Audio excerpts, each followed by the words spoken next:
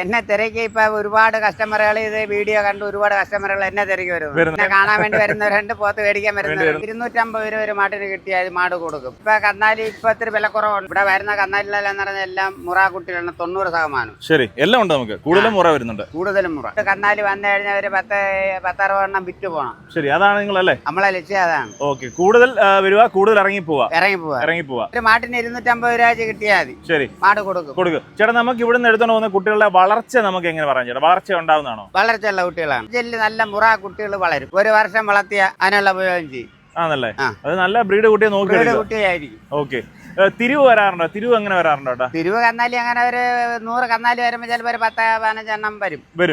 എന്തായാലും നമ്മൾ കൊണ്ടുവരുമ്പോ എന്തായാലും അത് വരുമല്ലേ? അത് അതിന്റെ വിലക്ക് തന്നെ കൊടുക്കണത്. തിരിവ് വരുന്ന അത് അത്രയും ചവിട്ടി കൊടുക്കത്തുള്ളൂ. പിന്നെ ഈ ദൂരെ തന്നെ ആൾക്കാർ വരുന്ന അവർക്ക് നമ്മൾ ഒരു മയപ്പെട്ട് ഒരു മാന്യമായ രീതിയിൽ മാട് കൊടുക്കും. വണ്ടിക്കൂലി കുറച്ചൊക്കെ കൊടുക്കും. ശരി, നമുക്കിപ്പോ ഒരു കാസർഗോഡ് നിന്നൊക്കെ സ്ഥിരം നമുക്ക് വരുന്ന ആൾക്കാരുണ്ടായിരുന്നു. മറ്റേ ഒരു വണ്ടി തന്നെ കാസർഗോഡ് നിന്ന് ഓട്ടം കിടപ്പുണ്ടായിരുന്നു.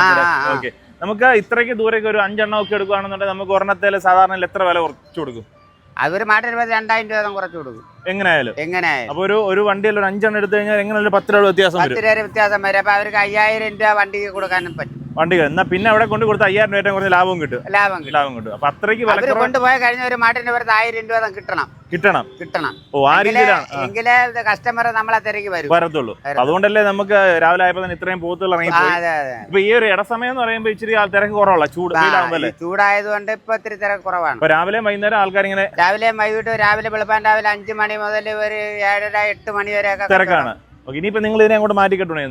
ഇനിയിപ്പോ തള്ളത്തോട്ട് കെട്ടാണ്. പിന്നെ ഒരു 3 മണിയാകുമ്പോ വീണ്ടും മേലോട്ട് കയറ്റി കിട്ടും. ആണല്ലേ ചേട്ടാ? ഇപ്പം എങ്ങനെയുണ്ട് ചേട്ടൻ? നാടുകളെ ചേട്ടനെ തിരക്കി ആൾക്കാരോട് എന്നെ തിരക്കി ഇപ്പൊ ഒരുപാട് കസ്റ്റമറുകൾ ഇത് വീഡിയോ കണ്ട് ഒരുപാട് കസ്റ്റമറുകൾ എന്നെ തിരക്കി വരുന്നുണ്ട്. ചേട്ടനെ കാണാൻ വേണ്ടി വരുന്നുണ്ട്. എന്നെ കാണാൻ വേണ്ടി വരുന്നവരുണ്ട്, പോത്ത് മേടിക്കാൻ വരുന്നുണ്ട്. അപ്പൊ നാട് നിങ്ങളെ അല്ലേ എല്ലാരും പറയുന്നത് കേരളത്തിലെ ഏറ്റവും മികച്ചൊരു കച്ചവടക്കാരനാണ് പല കമന്റിലും പറയുന്നത്. ഇത് ചേട്ടൻ എത്ര വർഷമായിട്ട് ഈ ഒരു ഫീൽഡിലുണ്ട്? ഞാൻ ഇപ്പൊ ഒരു 45 വർഷമുണ്ട് ഈ പോത്ത് കച്ചവടം തന്നെ.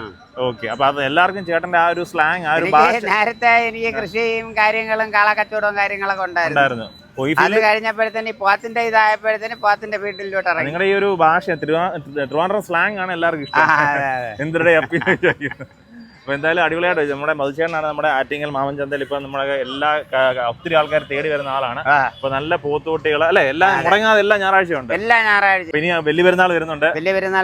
വലിയ പെരുന്നാളിനും കൊടുക്കത്തക്ക മാടുകളുണ്ട്. പള്ളിക്കാരൻ കൊടുക്കത്തക്ക മാടുകൾ നമ്മൾ ഇറക്കുന്നുണ്ടല്ലോ. അപ്പൊ എന്തായാലും അടിപൊളിയായിട്ട് നടക്കട്ടെ. അപ്പൊ ഇനി വൈകുന്നേരം ഇനി ആൾക്കാർ വരും അല്ലേ? ഇനി വൈകുന്നേരം ഇപ്പൊ എല്ലാം 4 മണി മുതൽ അങ്ങോട്ട് ആള് കാണും. ആളാണല്ലേ? ഓക്കെ, അപ്പൊ നടക്കട്ടെ.